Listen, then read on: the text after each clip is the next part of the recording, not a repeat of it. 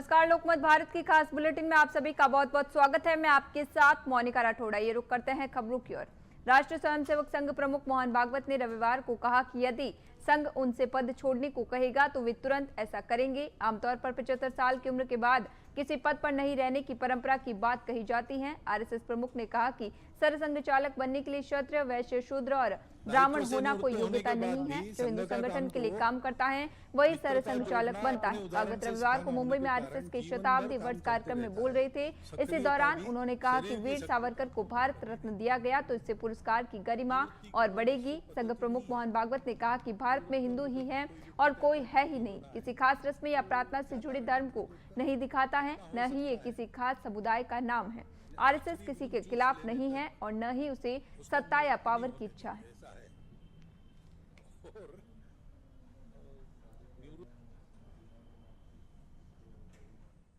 ये मध्यवर्ती सुरक्षा बल वगैरह उपयोगी हो सकता है, लेकिन अगर समाज में वो बात नहीं है तो वो उपयोगी नहीं होगा।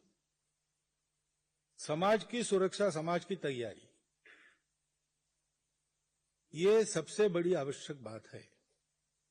बांग्लादेश में जो घटना हुई, बांग्लादेश में अब भी 1.25 करोड़ हिंदू है। अगर एक हो जाते हैं तो वहां की राजनीति का उपयोग अपने भलाई के लिए कर सकते हैं, अपनी सुरक्षा के लिए कर सकते हैं, लेकिन एक होना पड़ेगा। सौभाग्य है इस बार उन्होंने तय किया कि हम भागेंगे नहीं, हम वहीं रहेंगे और लड़ेंगे। असम के मुख्यमंत्री हिमंत बिस्वा शर्मा की ओर से कांग्रेस सांसद गौरव गोगोई और उनकी पत्नी एलिजाबेथ कॉलबर्न के पाकिस्तानी कनेक्शन के लगाए गए दावे के बाद सियासत तेज हो गई है। इसी कड़ी में अब तरुण गोगोई ने असम के सीएम की ओर से लगाए गए आरोपों को सिरे से खारिज कर दिया है। उन्होंने इसे सुपर फ्लॉप करार दिया है। उन्होंने एक्स पर किए गए पोस्ट में कांग्रेस सांसद ने लिखा, मुझे दिल्ली और असम के उन पत्रकारों पर दया आती है जिन्हें सदी का सबसे फ्लॉप प्रेस कॉन्फ्रेंस झेलनी पड़ी। ये सी ग्रेड सिनेमा से भी बदतर थी। स्वघोषित राजनीतिक चतुर मुख्यमंत्री द्वारा बेहद बेतुके और फर्जी तर्क दिए गए। ये सुपर फ्लॉप शो हमारी समय परिवर्तन यात्रा के बिल्कुल विपरीत है, जो मुख्यमंत्री और उनके परिवार के सदस्यों द्वारा कब्जा की गई 12,000 बीघा जमीन को उजागर करने में सफल रही है।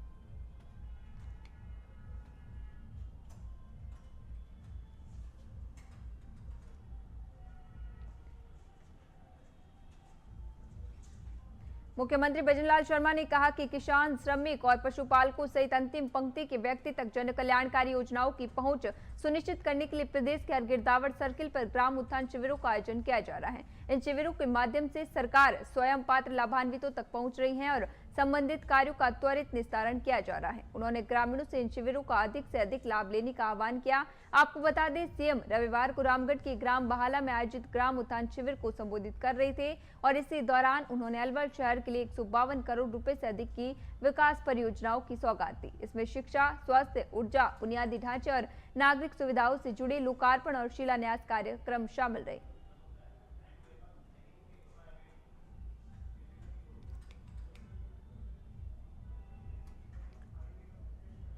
भाजपा प्रदेशाध्यक्ष मदन राठौड़ का कहना है, सरकार की मंशा है कि पंचायती राज संस्थाओं और शहरी निकायों में शिक्षा की बाध्यता रखी जाए, वहीं 2 से अधिक संतानों की बाध्यता नहीं होगी। राठौड़ रविवार को अपने पाले स्थित अपने आवास पर थे, जहां उन्होंने मीडिया से बातचीत में ये बात कही। दरअसल इससे पहले कांग्रेस विधायक पूसाराम गोदारा ने सदन में सवाल किया था कि क्या सरकार नगर निकायों के चुनाव में उम्मीदवारों की शैक्षणिक योग्यता और संतान संबंधी प्रावधानों में संशोधन करने का विचार रखती हैं। इस पर 4 फरवरी को सरकार की तरफ से सदन में दिए जवाब में लिखा गया था कि सरकार का नगर निकायों के चुनाव में उम्मीदवारों की योग्यता के संबंध में वर्तमान में राजस्थान नगर पालिका अधिनियम 2009 की धारा 21 में प्रावधान है, जिनमें शैक्षणिक योग्यता के संबंध में कोई नियम नहीं है।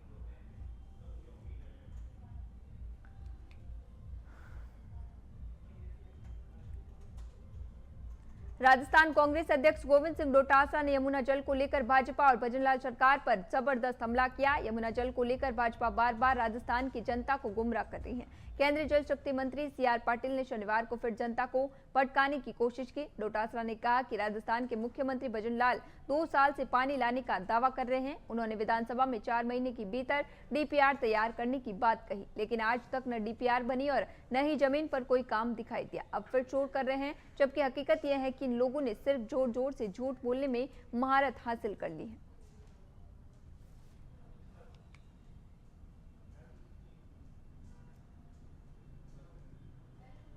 इंदौर में बीजेपी विधायक गोलू शुक्ला अपने बेटे रुद्राक्ष शुक्ला को लेकर अक्सर सुर्खियों में रहते हैं। इसी क्रम में एक बार फिर रुद्राक्ष शुक्ला चर्चा का विषय बने हैं। इस बार वजह बना युवाओं के नशे के खिलाफ जागरूक करने के उद्देश्य से आयोजित एक विशेष कार्यक्रम, जिसमें इंदौर के नेहरू स्टेडियम से 3 किलोमीटर लंबी वॉक का आयोजन किया गया। इस वॉक का आयोजन रुद्राक्ष शुक्ला के नेतृत्व में किया गया, जिसका मुख्य उद्देश्य युवाओं को नशे की लत से दूर रखना और उन्हें सकारात्मक एवं बेहतर कार्यों के लिए प्रेरित करना रहा। कार्यक्रम में बड़ी संख्या में युवा शामिल हुए, जिनमें सैकड़ों युवक और युवतियां नेहरू स्टेडियम से तय मार्ग पर नशे के विरुद्ध संदेश देते हुए चले। आयोजन के दौरान नशा छोड़ो जीवन छोड़ो जैसे नारों के माध्यम से समाज को जागरूक करने का प्रयास किया गया। इस आयोजन की खास बात यह रही कि इसे वर्ल्ड बुक ऑफ रिकॉर्ड में भी स्थान मिला, जिससे कार्यक्रम की पहचान राष्ट्र ही नहीं बल्कि अंतर्राष्ट्रीय स्तर पर भी बनी। आयोजकों के अनुसार युवाओं की इतनी बड़ी भागीदारी और सामाजिक उद्देश्यों को देखते हुए ये उपलब्धि प्राप्त हुई।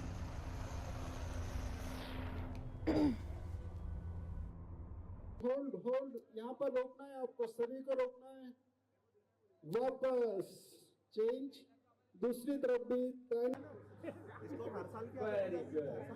नेक्स्ट वन, ऊपर गर्दन का एक अच्छा संचालन, 2 फिर से सांस भरते ऊपर, 3 सांस भरते ऊपर, जितना ऊपर जा सकते हैं ले जाइए।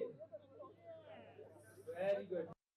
टीम आती है गुजरात की पूरी टीम ने यहाँ पर नशे को लेके एक यूथ वॉक का आयोजन किया है। निश्चित रूप से इंदौर शहर ही नहीं पूरे प्रदेश में नशे जो हमारे बस्ती क्षेत्रों में नशे की बिक्री होती है और लोग बच्चे नशा करते हैं, उनको यूथ से जोड़ने के लिए, उनके नशे से दूर रहने के लिए यूथ वॉक का आयोजन किया। मैं सभी आयोजक बंधुओं को अपनी ओर से बहुत बहुत बधाई देता हूँ, शुभकामना देता हूँ। बहुत ही अच्छा। खंडवा में शनिवार देर शाम एक कार स्टार्ट होते ही अचानक चाय की गुमटी में घुस गई। इस हादसे में 3 नाबालिग किशोर घायल हो गए। स्थानीय लोगों ने तुरंत उन्हें अस्पताल में भर्ती कराया, जहां उनकी हालत अब स्थिर है। घटना पदम नगर थाना क्षेत्र के नवकार नगर की है। स्थानीय लोगों के अनुसार कार खड़ी थी, जैसे ही उसे स्टार्ट करने के लिए चाबी लगाई, तुरंत ही स्पीड के साथ चाय की गुमटी में घुस गई। यहाँ चाय बनाने वाले का बेटा और चाय पीने वाले 2 अन्य लड़के खड़े थे, वह भी घायल हो गए। घायल लड़कों की उम्र लगभग 16 से 17 साल है, जिनकी पैर में फ्रैक्चर आया है। तुरंत पुलिस भी मौके पर पहुंची और कार को जब्त कर थाने ले गई।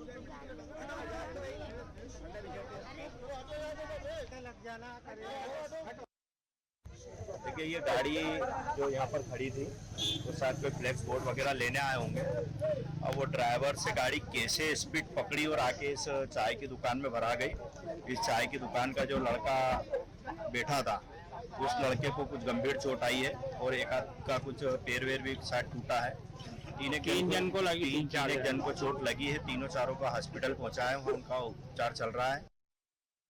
रोटरी क्लब ऑफ खंडवा सामाजिक सरोकार के तहत प्रकल्प आयोजित करते रहते हैं। रविवार को रोटरी क्लब और यातायात पुलिस विभाग ने संयुक्त रूप से जन जागरूकता अभियान के अंतर्गत बड़ी वाहनों पर रेडियम रिफ्लेक्टर लगाने का अभियान चलाया। यह अभियान हरसुद रोड पर 50 से अधिक ट्रैक्टर ट्रोलियों, डंपर और लोडिंग वाहनों पर रेडियम रिफ्लेक्टर लगाने की कार्रवाई की गई। ट्रैफिक डीएसपी अनिल राय और ट्रैफिक पीआई देवेंद्र परिहार, रोटरी अध्यक्ष सतनाम सिंह पूरा ने बड़ी वाहनों के ड्राइवर को भी रात्रि में होने वाली दुर्घटना से बचाव के बारे में समझाइश दी।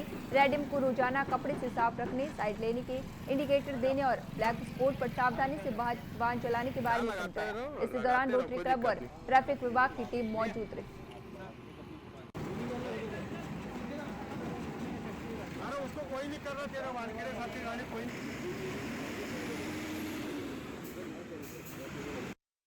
रोटरी क्लब खंडवा के द्वारा आज जो है ट्रैक्टर ट्राली, डंपर, ऑटो और लोडिंग वाहन सहित अन्य वाहनों पर यातायात विभाग के साथ में आज रेडियम लगाए जा रहे हैं।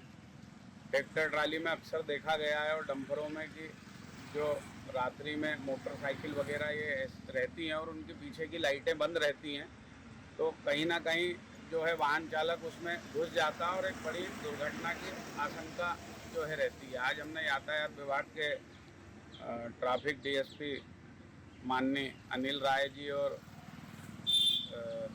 ट्रैफिक के टीआई देवेंद्र परिहार जी के साथ में मिलकर ये जागरूकता अभियान की पहल करी है। क्लब खंडवा द्वारा जो है लंबे समय से यातायात जागरूकता में सहयोग किया जा रहा था। और आज दिनांक 8 फरवरी को हरसुद रोड पर जो ट्रैक्टर ट्राली हैं आपके लोडिंग पिकअप है, आयशर वाहन है, जिनके पीछे रेडियंस जो है, रिफ्लेक्शन जो नहीं है इसमें, पीछे उसका लाइट अगर पड़ती है तो कोई रिफ्लेक्शन नहीं होता, उसको दृष्टिगत रखते हुए इससे एक्सीडेंट काफ़ी बढ़ गए थे। रोटरी क्लब द्वारा इसमें पहल की गई है और आज हम लोग यहाँ पे शुद्ध रोड पे ये लगातार ट्रैक्टर ट्रालियों पे आयशर वाहन, लोडिंग वाहन पर हम लोग रेडियम लगा रहे हैं, जिससे क्या होता है कि रात के समय पीछे से जब वाहन पर लाइट पड़ती है वो लाइट रिफ्लेक्ट होती है, जिससे कि एक्सीडेंट, दुर्घटना होती है, उससे बचाव हो सकता है। सूरजकुंड झूला हादसे में पुलिस ने 2 आरोपियों को गिरफ्तार किया है। इसी बीच शहीद इंस्पेक्टर जगदीश प्रसाद का पार्थिव शरीर पोस्टमार्टम के बाद परिजनों के हवाले कर दिया गया। पुलिस महानिदेशक अजय सिंघल और पुलिस कमिश्नर सितेंद्र कुमार गुप्ता ने मृतक के परिजनों से मुलाकात कर उन्हें सांत्वना दी। घायलों की स्थिति सामान्य है। डीजीपी ने घायलों से मुलाकात कर उनका हालचाल जाना। मामले की जांच के लिए पुलिस डिप्टी कमिश्नर क्राइम के पर्यवेक्षण में 3 सदस्यीय स्पेशल जांच टीम गठित की गई है। सूरजकुंड मेला परिसर में शनिवार को एक बहुत ही दुर्भाग्यपूर्ण घटना घटित हुई थी, जिसमें एक झूला टूट गया था। घायलों को बचाते हुए हरियाणा पुलिस के इंस्पेक्टर जगदीश प्रसाद शहीद हो गए थे। इस मामले में थाना सूरजकुंड में हिमाचल फन केयर कंपनी के प्रोप्राइटर मोहम्मद शाकिर के विरुद्ध गैर इरादतन हत्या की धारा के अंतर्गत मामला दर्ज किया गया है।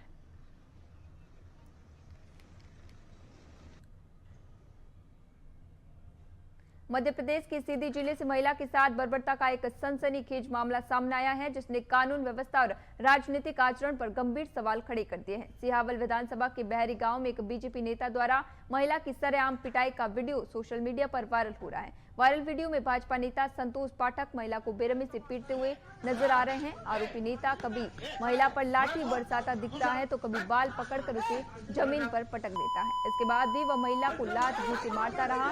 महिला खुद को छुड़ाने की लगातार कोशिश करती रही, लेकिन आरोपी का हमला नहीं रुका। घटना के दौरान आसपास कई लोग मौजूद थे, लेकिन हैरानी की बात यह रही कि किसी ने भी महिला को बचाने की कोशिश नहीं की। पूरी वारदात का किसी ने वीडियो बना लिया, जो अब तेजी से वायरल हो रहा है।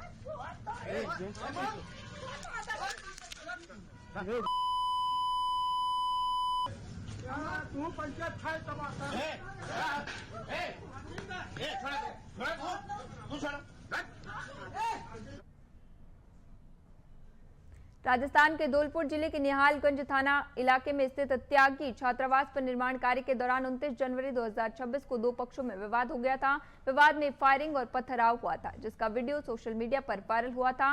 वायरल वीडियो में गोलियां और पथराव हो रहा था और एक आरोपी अवैध हथियार चलाता हुआ दिख रहा था। गोलीकांड में विनोद पुत्र भागीरथ निवासी पहाड़ी मरेना पैर में गोली लगने से घायल हो गया था। विवाद को लेकर त्यागी समाज के दूसरे पक्ष के लोगों ने आरोपियों के खिलाफ मुकदमा दर्ज कर उन्हें शीघ्र गिरफ्तार करने की मांग की थी। धौलपुर शहर की निहालगंज थाना पुलिस ने गोलीकांड के मामले में कार्रवाई करते हुए 3 आरोपियों को गिरफ्तार कर जेल भेज दिया है।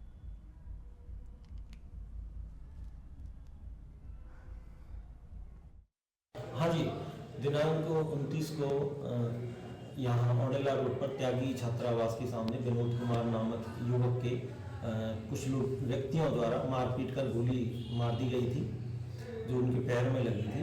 इस मामले में अभी तक हमने 3 मुलजिम हरेंद्र, कमलेश और राजकुमार को गिरफ्तार किया है, जिनसे हथियार बरामद किए गए हैं और उन्हें कल जुडिशियल कस्टडी में भेजा गया है। धन्यवाद।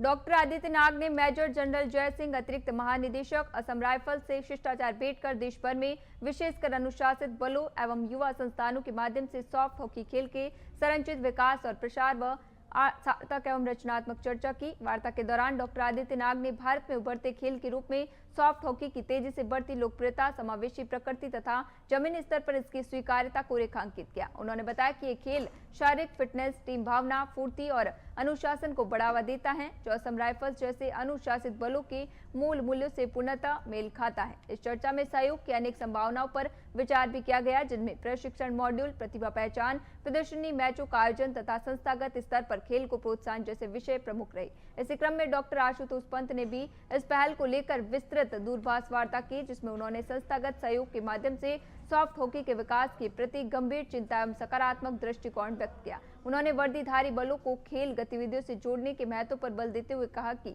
ऐसे प्रयास युवा प्रेरणा, राष्ट्रीय फिटनेस और खेल उत्कृष्टता के लिए दीर्घकालिक प्रभाव डालते हैं। दोनों पक्षों द्वारा शीघ्र ही सॉफ्ट हॉकी फेडरेशन और असम राइफल्स के मध्य एक समझौता ज्ञापन करने की साझा मंशा व्यक्त की गई, जिसका उद्देश्य बल कर्मियों एवं युवाओं के बीच खेल को बढ़ावा देना तथा खिलाड़ियों के लिए राष्ट्रीय एवं अंतर्राष्ट्रीय स्तर तक पहुंच का सुदृढ़ मार्ग तैयार करना है।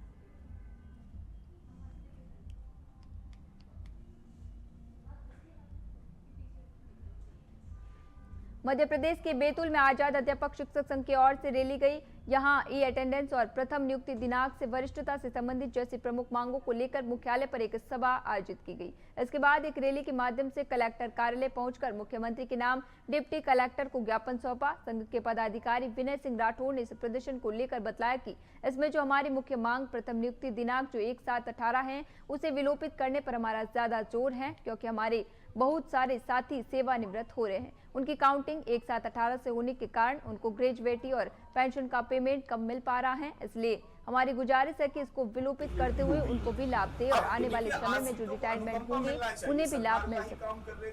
तो अनुकंपा मिलना चाहिए, उसकी जितनी भी शर्तें हैं उसमें आज पूरे मध्य प्रदेश में आजाद अध्यापक शिक्षक संघ के नेतृत्व में जिला स्तर पर पेंशन रैली, ई अटेंडेंस के विरोध में और प्रथम नियुक्ति दिनांक से वरिष्ठता के संदर्भ में इन 3 प्रमुख मांगों को लेकर के हमने एक सभा की और सभा के पश्चात रैली के माध्यम से माननीय मुख्यमंत्री जी के सामने कलेक्टर महोदय के प्रतिनिधि को ज्ञापन सौंपा। और खासकर ये हमारे मुख्य जो मांग है उसमें प्रथम नियुक्ति दिनांक का जो 1/7/18 है उसको विलोपित करने पर हमारा ज्यादा जोर है, क्योंकि हमारे बहुत सारे साथी रिटायर हो रहे हैं। उनको ये सुविधा होने के कारण 1/7/18 से उनकी काउंटिंग की जा रही है, उनको अल्प यानी कम पैसे मिल रहे हैं ग्रेजुएटी के लिए और पेंशन के लिए। तो हम यही मांग कर रहे हैं कि इसको आप विलोपित करें और उनको भी लाभ दें और आने वाले वर्षों में जो भी रिटायर होगा उसको भी इस सुविधा का लाभ मिले, जैसे अन्य रेगुलर कर्मचारी के साथ हो रहा है। हम लोगों के साथ भी वैसा ही सरकार एक नियम बना करके इसको लागू करे। अभी के लिए खबरों में इतना ही। बने रहिए लोकमत भारत के साथ।